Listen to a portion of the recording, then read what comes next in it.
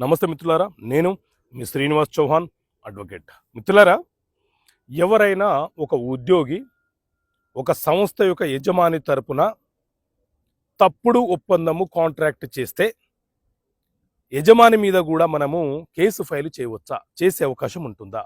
So మిత్రులారా, మన దేశంలో ఇండియన్ కాంట్రాక్ట్ యాక్ట్ 1872 అనే చట్టం ఉంది.